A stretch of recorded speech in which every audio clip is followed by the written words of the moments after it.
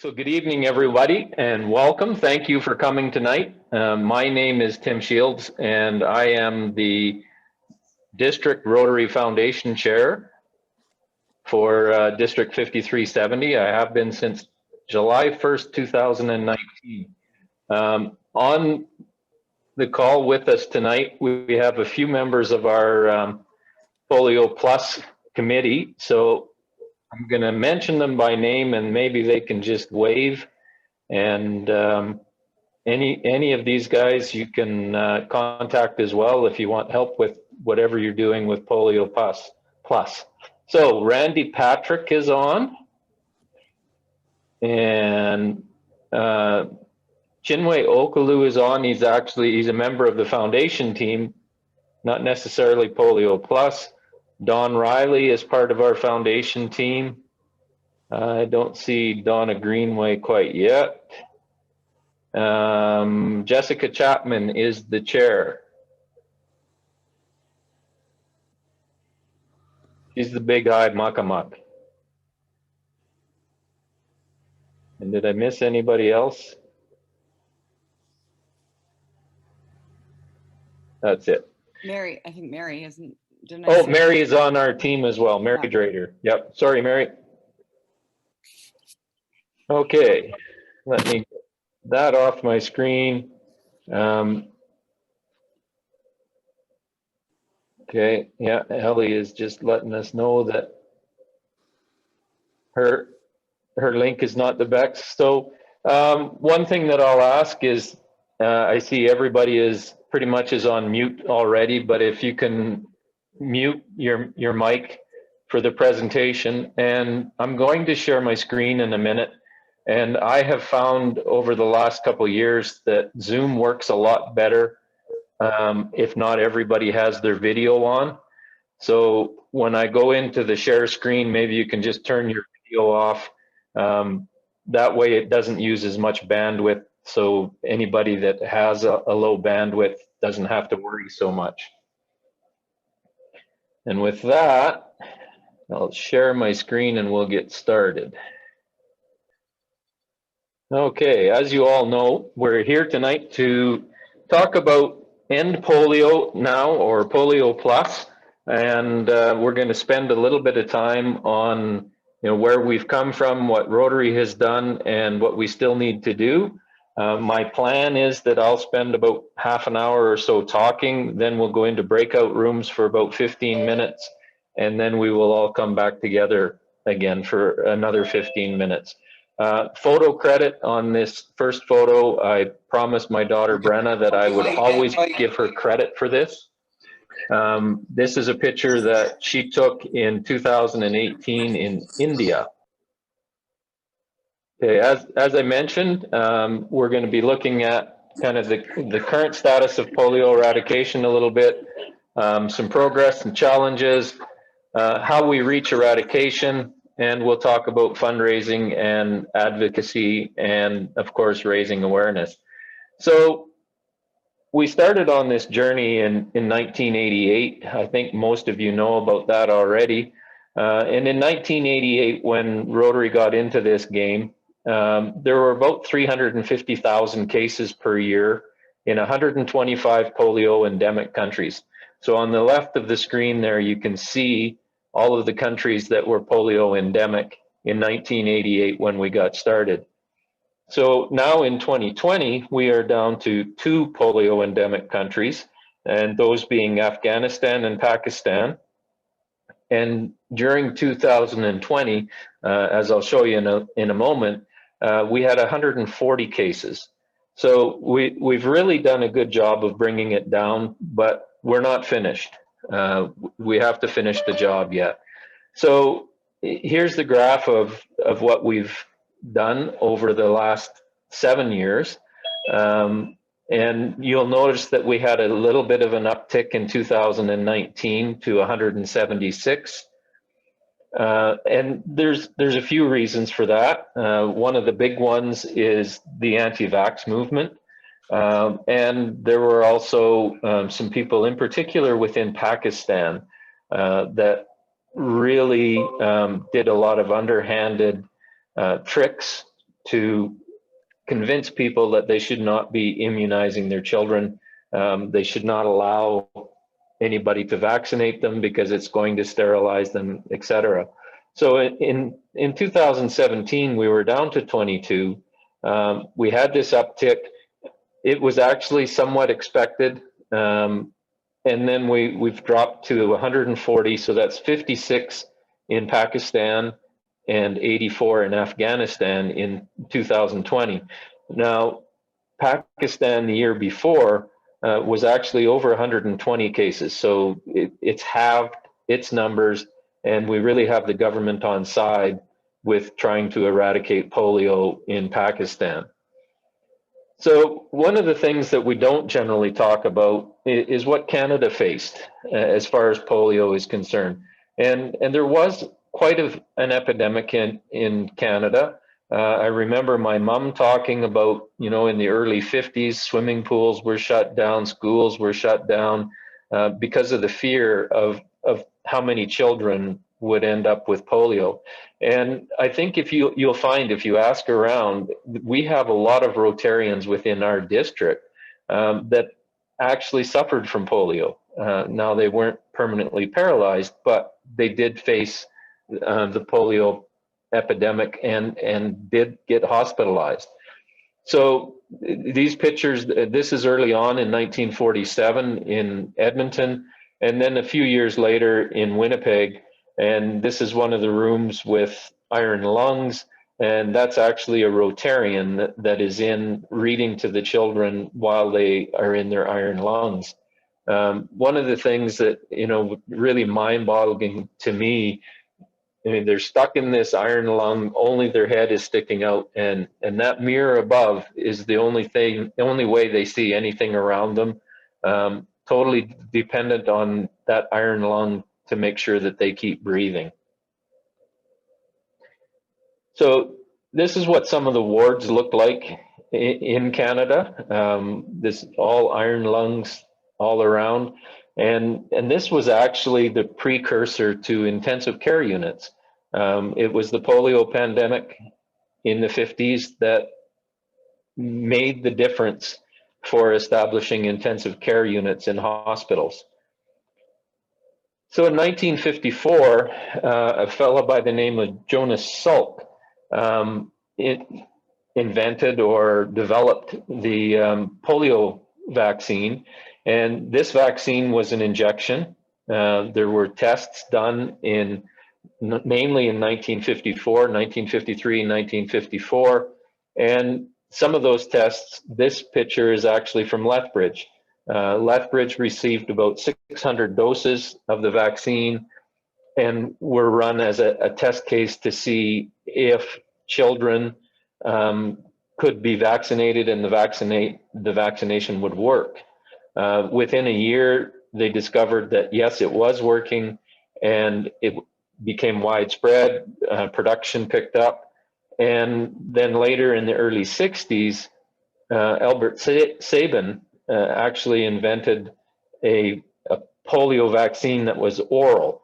And the big difference between the two vaccines, of course, Salk's vaccine included a dead poliomyelitis, whereas Sabin's was actually a live vaccine. So it contained part of the live vaccine.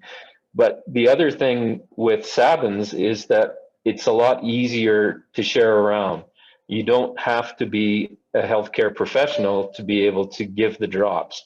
Almost anybody can be involved with it, and that's how Rotary was able to really help. So I want to talk about a few of our real milestones in our fight to end polio, and probably the biggest one of all is that India has now reached 10 years wild polio free. So their last case was on January the 13th, 2011. So just 2 weeks ago, they celebrated 10 years of being polio free. And, it's a country that they weren't sure we would ever actually make it to getting to the point of being polio free. So just as an example of that, like in 2009, India had 741 cases of wild polio. And within 1 year, they were down to one. They had one case on January 13th, 2011, and that was the end of it, coming down from 741. A lot of the talk was it was so virulent within India that they felt children were probably going to need, up to 17 or 18 doses to be truly immunized against polio. So they have done an absolutely amazing job to get to the 10 years. And this is an immunization event that Sally and I attended in 2018. And this is us marching through the streets on the first day, handing out pamphlets, waving the little billboards like flags and things like that, letting people know that the vaccinations were going to be done the next day and make sure that their children were there. It was absolutely huge event. We marched through the streets of Agra, making sure everybody was aware. And we had the balloons, and it's all about keep India polio free. India continues to do polio vaccinations, like mass vaccinations, about every 3 months in the Agra area. And I know in other parts of the country, they're even more. So in their journey to get to being polio free, they had national immunization days in which they immunized 172 million children in a day. They had 2.3 million workers under 155,000 supervisors that visited 209 million homes in a day to immunize children against polio. So it's absolutely amazing. Another big thing within the last 6 months, African region is now polio free, which or has been declared polio free. It's 4 years now, just over 4 years. August 24th, I believe it was, of 2016 is the last reported case in Nigeria. And now all 47 countries in Africa are polio free. And that's largely a result of an initiative that Nelson Mandela started in 1996 at the African Congress. He brought up the idea of let's do a campaign to kick polio out of Africa, and all of his fellow leaders joined in, and within a year they had vaccinated 30 million children in those 47 countries. It's absolutely amazing what's been done. This is the certificate that was signed on August the 25th, 2020 by the WHO in the African region. All 47 countries are now polio free, wild polio free. So, I mean, over the years, since 1988, there's about 19 million people that are still walking around without any case of paralysis because of the vaccination that they've been able to get. Polio cases reduced by 99.9%. We've gotten rid of both type 2 and type 3.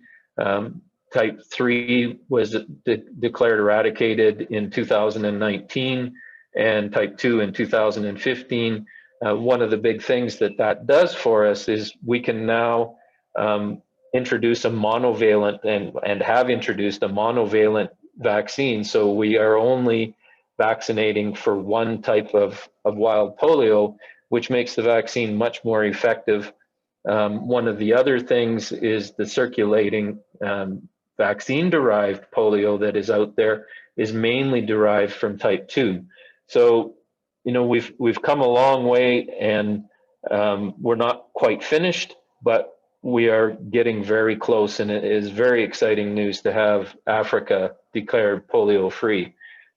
So we still have to be concerned, of course, and we have to make sure that we continue our efforts.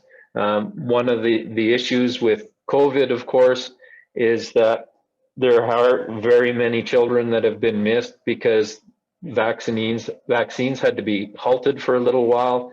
And there's also the case of conflict areas, geographically remote areas. One of the things that blew me away when I was doing some research for this is the fact that there are about 50,000 people, men, women, and children, that cross the border between Afghanistan and Pakistan on a daily basis. So trying to track all of those people and making sure that those children are being immunized is absolutely an incredible task. And our healthcare workers are working on it, and they are monitoring. They're monitoring samples, they're monitoring water to make sure that the polio is not coming back. But it is definitely a tough job. And there's just so many children that are part of a nomadic population that it makes it tough to get in there and make sure they're all immunized. As I mentioned, COVID-19 has caused quite an issue. We were paused in our campaigns for about 4 months. And even at that, not all areas were able to start up again. The big areas, of course, are Pakistan and Afghanistan, but we also have to make sure that we're immunizing or vaccinating everywhere else, because it's the type of disease that travels very easily. And the circulating vaccine-derived polio is a mutation that is caused by somebody having the vaccine infecting somebody that has not been vaccinated. So herd immunity is a huge thing with this that we have to push for, and that's right around the world. One of the things I run into quite often within Canada is I meet a lot of people that say, well, we haven't had any polio since 1977, so why do we have to worry about it? It's not here. But I was in Belize in 2015, and this was in the winter. And on our way home, we had to get rerouted, but there were really heavy headwinds. So we had to get rerouted through Winnipeg. So we stopped on the tarmac in Winnipeg. It was minus 23. We were not allowed off the plane, and the plane actually did not even come anywhere near the terminal. And while we were sitting there waiting for the plane to be refueled, I got a mosquito bite. So that's how easy it is to spread these kinds of diseases. In 2014 in Brazil, there were samples found in the water of polio that had come from West Africa, people that were in Brazil for the World Cup of Soccer. So, it can really spread very easily. Now, one of the lucky things in Brazil is they have about a 95% vaccination rate. So there is a real herd immunity there that can take care of that. In Alberta, I know there are a lot of areas that are under 65% vaccine rate for polio. So, we need to do our advocacy work here as well. And I mean, one of the other things that COVID has done to us is with how much governments have had to subsidize people just to survive. They're obviously quite short of money, and we have to watch for how is that going to affect any financial commitments that have been made for polio eradication. I'm very proud of what our polio workers have done to help with COVID-19, and it's absolutely amazing to me that we have not had a lot more cases of polio this year. When you consider the vaccinations had to stop and all the issues that were going on, I thought we were going to see a big rise in polio cases, not a decrease. And the reason for the decrease, from what I can gather, is largely due to these polio workers that have been helping with COVID-19. One of the big things is setting up wash stations within a lot of the villages. And I mean, the wash stations are there to help prevent the spread of COVID-19, but it also helps in the to prevent the spread of polio. People isolating has helped. But our polio workers have done a lot of work with coordinating the outbreak response. They've been involved in tracing contacts. They've been involved with taking the test samples into polio lab, what were formerly polio labs, and they're now being used to test to see if somebody has COVID-19. They've followed up and investigated cases. They've helped with training health workers and training families on how not to get COVID-19. So it's absolutely amazing what's been done, and a lot of it worldwide. And this is even with the whole immunization structure, like India is in the situation right now that they plan to vaccinate 300 million people by the end of August for COVID-19. And one of the reasons they can do that is with polio, and then with all of their other immunizations, they have such a system set up that they can carry that out. And I think Rotary had a big part in that and was a big help in making sure that those systems were in place. So, more of what the National Polio Plus committees are doing, they're making sure food rations, and this is largely, what Rotary's been doing all around the world. Our COVID response has been absolutely incredible. Our foundation has put in excess of $30 million into COVID-19 relief and protection, whether that be personal protection equipment or transporting the samples, that sort of thing. So, we are positioning ourselves to fully eradicate. When that will be, who knows for sure. But I do know that we can't give up now. We really need to redouble our efforts right now to make sure that all these children in the world get the vaccine and are protected against polio. I've seen some predictions that if we were to stop giving the vaccine today, that we would have somewhere in the range of 200,000 cases a year again within 10 years. And we just can't face that. We've got to make sure we keep going and get rid of this awful disease. So as far as the fundraising, Rotary Foundation has an international goal of 50 million a year. And of course, this is all in US dollars. And if we reach that $50 million, the Gates Foundation will match it 2-to-1 and put in 100 million. And I'm very pleased that last year we did in fact make our 50 million. I was on a call with that included John Huco and past Rotary International President Mark Maloney last week, and they indicated that at the beginning of January, the Gates Foundation paid out the $100 million to the foundation to help with our polio eradication work. So that money, what we're asking clubs to do is to meet a goal of at least $1,500 US from your club towards Polio Plus. Last year, I handed out 25 certificates to the 25 clubs that reached that goal. I would really like to see the other 36 make it this year. I know we have quite a few that have made it. As far as our district is concerned, we were in the top 3 for Canada last year. We were just over 160,000 US. This year, we will definitely be a little bit lower. One of the big things last year is we had an Arch Clump Society member that donated about 60,000 US as part of that total 160.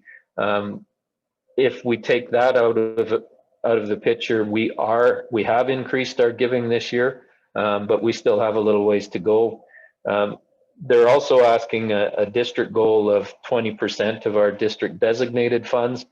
We have not reached that the last couple of years, mainly because we are quite limited in what we've got for district designated funds, and our district grants were fully subscribed this year. We actually didn't have enough money for how many applications we had.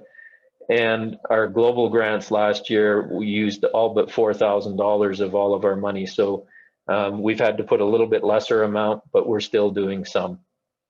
So how are the donations used? Well, in 2019-20, about 40% of all of the money was used for getting the vaccines to children, and about 19% was for the vaccine itself. My understanding is that the cost of the vaccine is around 10 to 15 cents per dose, but it costs about 50 cents to get it to the children. And you can see from this graph that that's a large part of the equation is just the transportation, and especially for these children that are in remote areas. 24% in awareness, and that's, you know, worldwide, just making sure people are aware and taking precautions. And then the disease detection, we've got quite an extensive network of testing to see if there are samples within the water or sewer systems in cities around the world. So that's a huge part of making sure that we get rid of polio in the world. Now, research the 1%. One of the things that has happened that I've been hearing about is there is a new polio vaccine that is expected to be much more efficient. I haven't heard that it's actually in use yet, but it's very close.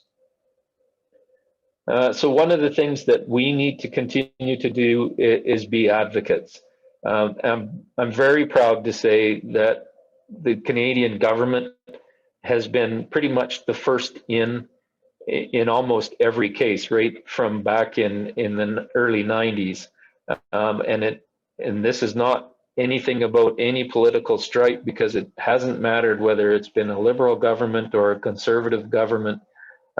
When TRF Canada came calling, the Canadian government was always one of the first countries to step up and put some money into the program. And a lot of that is due to Rotarians in Canada that have lobbied their local MP. And in Alberta, the Alberta government several years ago were just incredible with what they donated. They actually gave us about 400,000 US, I believe it was, which is, you know, phenomenal. I approached the BC government and got a flat out no. So good for you guys for being able to do that. So yeah, it's, you know, we need to keep up the work as far as letting people know. We need to let our fellow Rotarians know that we need to still push, and we need to contact our political leaders.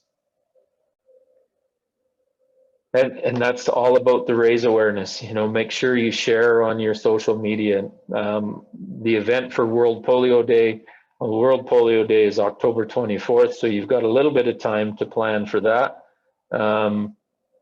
Share content. What I'm going to ask you to do in your breakout tonight is talk to each other and share what you do within your club to promote awareness and fundraising. And hopefully we can get a different member from our Polio Plus district team within each group, so that you can share with them. And I would ask that you please make sure you share it with either Deneen or myself. Whatever you discuss, I want to be able to share it with all of the clubs in the district. We tried doing that with our last meeting that was about the annual fund, but I didn't really get anything back. I think I heard from one breakout group out of 7. I'm just going to show a short video that I think really works well if you want to share it within your clubs. This is a story of historic progress, a story that doesn't exist without you. Our unifying effort in 3 decades of action demonstrates our commitment and endurance. And our progress thus far shows that a polio-free world is achievable. Individuals, clubs, partners, and governments share a collective vision to improve the health of every single child. We've eliminated polio in some of the most difficult places, overcoming obstacles and navigating complex issues. Our successes prove that polio will be eradicated, and while ending a global disease is not easy, as Rotary, we don't give up. We'll continue our fight until each child is protected.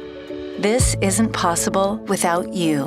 So stay involved, keep pushing forward, engage your clubs and communities. Start a social media conversation and increase visibility on the importance of this global effort. Hold events and fundraisers on World Polio Day and throughout the year. Advocate to governments about the importance of supporting polio eradication. Make a contribution and invest in one of the largest health initiatives ever. Be a character in our story. Be the solution to our challenge. It's because of each and every one of you that we will improve our future by making polio a disease of the past. Eradication is possible. So let's keep our promise.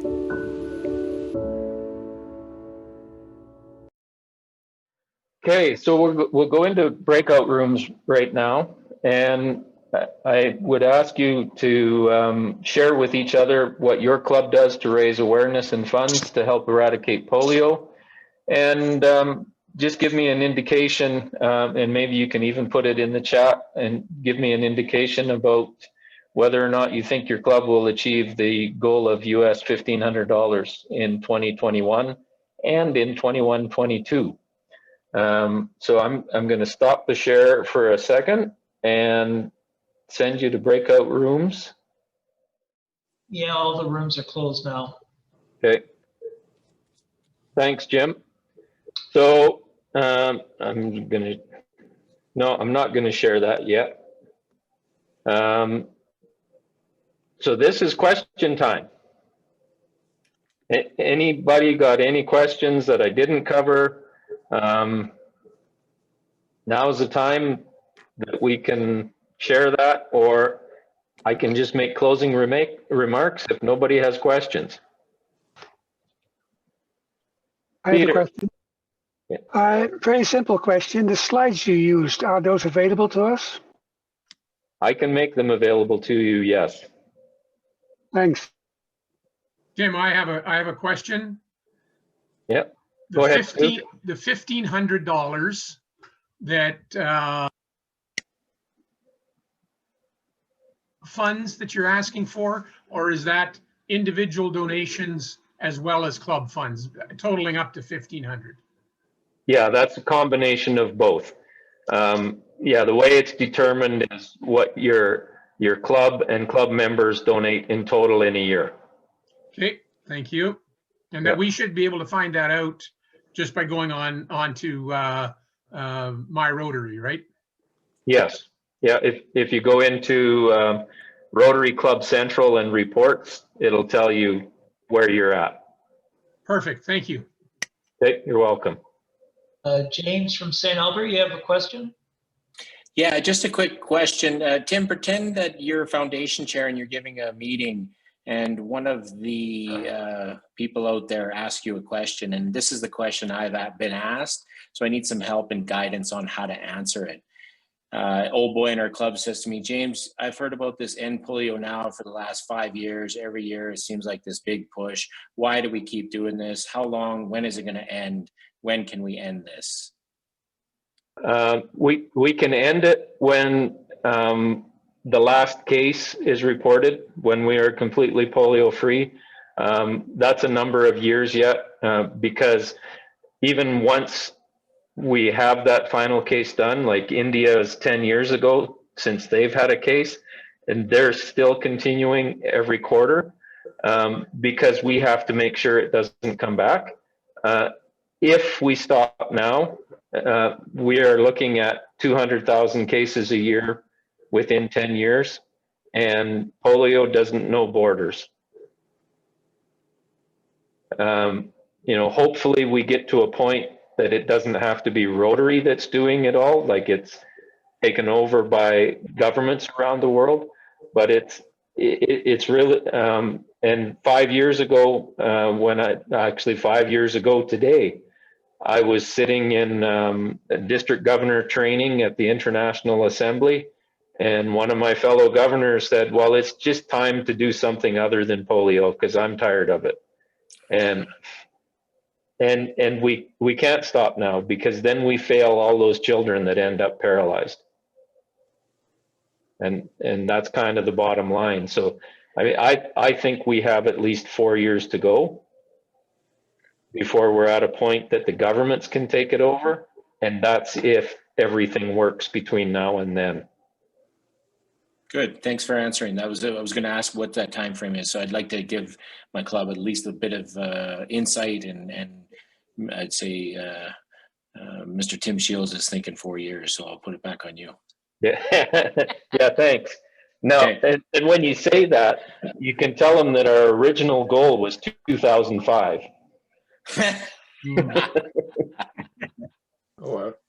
Tom? Yes. Could you say something about herd immunity? With COVID, it's I've heard figures 60 to 80% contact with infection to have herd immunity or immunization, vaccination.